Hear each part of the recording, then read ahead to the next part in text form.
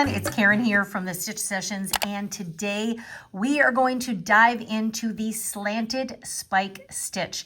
Now many of you will recognize this because we used this stitch in the crossbody boho bag, and that was a tutorial we had up a couple weeks back. It's part of our It's in the Bag crochet series, and I think it just adds a beautiful little refined detail to any crochet projects. So I wanted to show you guys today exactly how the stitch works, how to begin it, how to create a repeat, and basically how to enjoy it. Now I've done it here in contrasting colors because I think that really helps to accentuate the design of the slant. You can absolutely do it in a solid color if you're just looking more for texture, but I really recommend doing it in a couple of colors. I think it will really come through beautifully.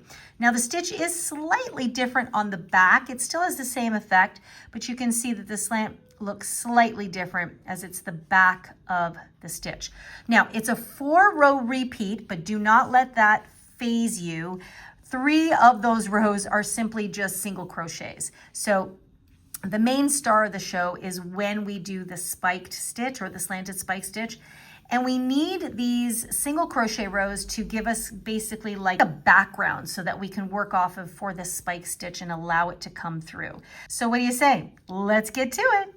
Okay, so the yarn I'm going to be using for today's tutorial is just some leftover yarn that I've got lying around. These are both a medium 4-weight yarn. And the hook size I'm going to be using is a 5mm hook, which is also known as an H or a size 8 if you go by those labels. And of course, anytime you're working on a project, make sure that you have a handy pair of scissors and then of course a yarn needle to weave in your ends at the end. And remember that a yarn needle is much different than a thread needle because the eye is a lot larger and the needle itself is much thicker. Just FYI. Okay, so I'm going to begin with the orange color here. And basically, when you are creating this stitch, like let's say you're just going to use this stitch for a blanket, for example, I like to set up an establishing foundation section of 4 rows, okay? So what you're gonna do is you're gonna place a slip knot on your hook, and I'll explain that a little further. And you want to do this, I mean, you could do this in any stitch count, but I like to do this in multiples of 2. So I'm just gonna stitch up, I'm gonna chain up multiples of 2. And for this tutorial, I'm gonna chain up 20. Okay, so once you've got your desired length in multiples of 2, we're gonna add 1 more. And now we're going to just work a single crochet into each and every single stitch back across. So you will find the second chain from the hook, 1 and 2. Remember, the loop on the hook never counts as anything. And I'm just gonna insert and then single crochet. And so that's all you're gonna do until the end of your chain is just place 1 single crochet into each chain. Okay, and so I'm just coming up to the end here, my last stitch. And so row 1 is complete. So I have 20 single crochets. So what I'm going to do now for row 2, 3, and 4 is I'm just going to repeat this. So for row 2, I'm just going to chain 1 and turn, and then immediately I'm going to go into the very first stitch and single crochet. And then I'm just going to do that all the way across. So we're trying to create a little bit of a block before we actually start getting into that full-on slanted spike stitch. So I'm going to leave you to do that. I'm going to do row 2, 3, and 4. Okay, so I have completed 4 rows of single crochets, and now I'm ready to do my slanted spike stitch. So I'm going to bring in my contrasting color. This way you guys will be able to see it a lot better. And actually, I'm going to snip my yarn here just because it'll make life easier. So I'm going to snip my yarn here. And now I'm going to bring in my contrasting color. And I'm not going to place a slip knot on my hook because I just don't want to create a lot of bulk here. So I'm just going to pull a loop through that very first stitch and chain 1. Okay, so now I'm going to begin. So the very first stitch will be a single crochet stitch. So I'll just insert and pull through. So now let's begin our spike stitch. So we're going to go into the very next stitch. You're going to insert your hook as if you're going to start another single crochet. So you've got 2 loops on your hook. But now what we want to do is we want to go back to spike our stitch. So we're going to go down a row and back a stitch. So we essentially want to find the stitch that's below this one, which is going to be right there in that little spot. So we're going to insert our hook there. And then we're going to pull up a loop nice and relaxed. There we go. Then we're going to yarn over and pull through all 3 of these loops. And you can see that it's created a slant. Pretty neat, huh? So let's do it again. So you will then proceed to go to the next stitch. You'll insert your hook to pull up a loop. So there's 2 loops on your hook. Then you are simply going to go down 1 row and back a stitch. So that would be right here. You're going to insert your hook, pull up another loop, nice and relaxed, and then you'll yarn over and pull through all 3. There you go. So now you can see a little bit more of that slanted effect. It's so cool. Let's do it again. So you're going to go into the next stitch, insert your hook to pull up a loop. Then we find the row below and the stitch in the back or the stitch before that and insert there. And once you start doing a few stitches, it starts to become very easy where to place your hook, okay? So into the next stitch, you insert to pull up a loop. And now I can see where my slants are going, so I know that my insert is going to be right there. And it creates such a pretty little stitch. And I love the fact that when you do this with contrasting colors, it really does accentuate that slant even more, which gives it that really cool, I don't know, just something different. Okay, so you're going to do that all the way to the end of your row. Okay, so I've come to the end of my row and I have 1 stitch left, and I'm just going to finish with a regular spike stitch. So I'm just going to insert my hook. Usually it's that chain 1 that turns your row. I'm just going to insert it as usual to pull up a loop and then go back into that previous stitch down below. And this row is now complete. So the stitch goes right to the end. And this is why I said some people might like to do an odd number so that there's always just like a regular single crochet on both ends, but I find that it doesn't really matter. So that is what the spike stitch looks like after you do it for a full row. And actually this is what it looks like on the back. So slightly different, but still has the same slanted effect. So now let us bring back our contrasting color so you can see kind of the full effect. So I'm actually, what I'm gonna do, I am gonna keep this working yarn here. I'm not gonna snip my yarn. I'm just actually going to redo this last stitch.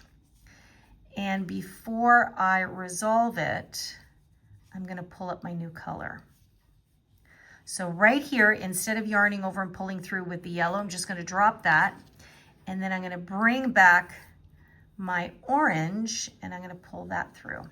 So now what I'm gonna do is I'm gonna chain 1 just to secure this. And I'm gonna turn my work. Now what I wanna do is I wanna try to carry the yellow yarn with me because I'm gonna need it when I go back down the other end. So I am now gonna proceed to place a single crochet into the very first stitch. Now there's a lot of tails here, so bear with me. So I'm going to insert my hook into the very first stitch, and I'm purposely holding these tails here because I want to work over them.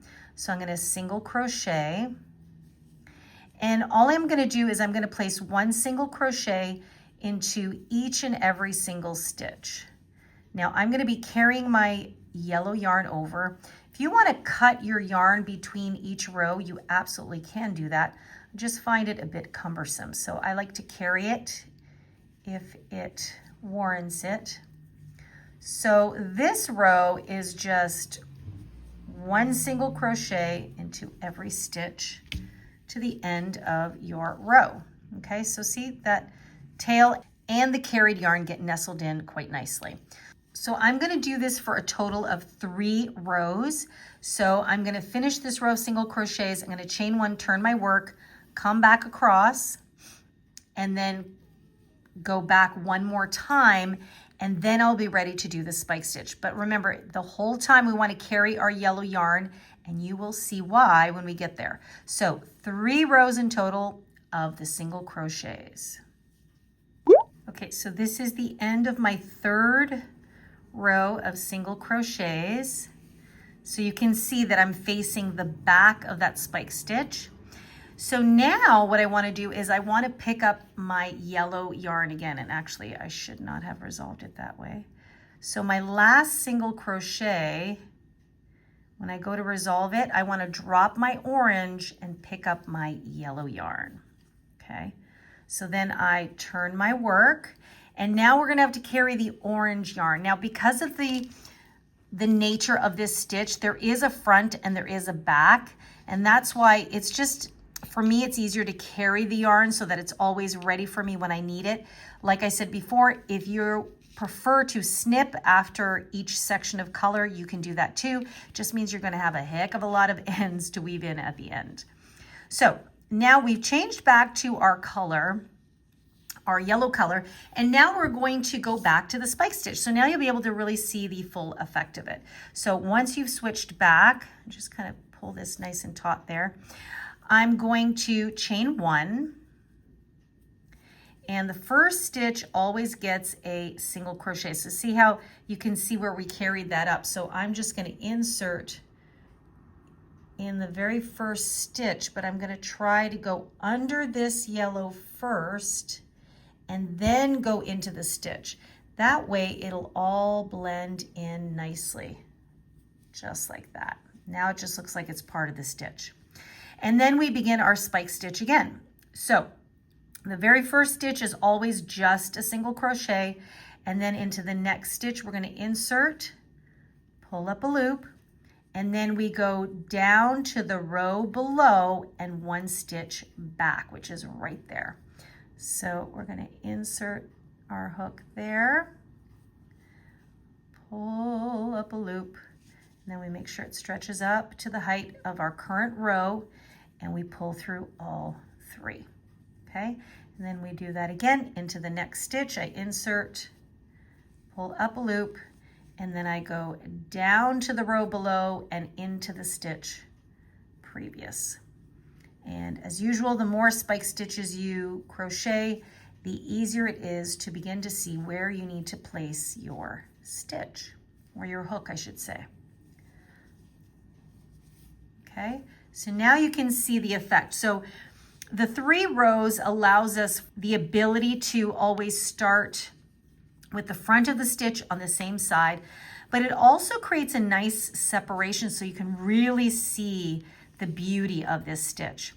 And that is basically it. So what I'm going to do is I am going to do a few more repeats of this. So this in total is a 4-row repeat.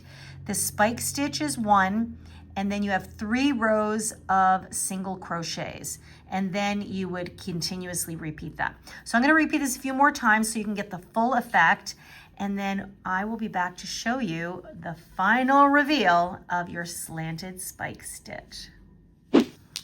Okay, so I have repeated my section 3 times so you can see that that slanted spike stitch really stands out. And look at how great it looks against a contrasting color. Of course, you can do this in a solid color, but you're not really going to see the effect as much. So that is it. That's a slanted spike stitch. I hope you found it not as difficult as maybe you thought it was going to be. And but I think you can have really a lot of fun with it. So this is the stitch on the back. It does look slightly different, but it's still kind of cool all the same. So that is the full effect. Now, if you have any questions, just leave it for me in the comment box down below. Or if you by any chance happen to know what the official name of this stitch is, because I've never been able to find it, then please do let me know. I've been calling it the Slanted Spike Stitch because that's exactly what we're doing. Now, if you want to email me directly, you can absolutely do so. You can just pop me an email at info@crochetcrafty.com. And as always, I invite you to come check out the website. There's a lot of great crochet tools there for you, as well as some free written patterns and a link to my Etsy shop as well. Now, I'm curious to find out what you are going to create with your Slanted Spike Stitch. Hopefully this tutorial has given you a little bit of inspiration, maybe on a project that you could create with this stitch. I'd love to know, and I'm sure many of our crochet friends also would like to know, because we're always looking for inspiration. So make sure to do that. You can do that in the comment box down below. And or come and say hi to me. I'm on Instagram and Facebook at The Stitch Sessions. So drop me a DM there or post it on our wall there, and then everybody can see it. Would be fantastic. All right, guys, that's it for me today. I hope you enjoyed today's tutorial. I also hope that you have a wonderful day. Take good care of yourselves as always, and I will see you guys in next week's session. Bye-bye.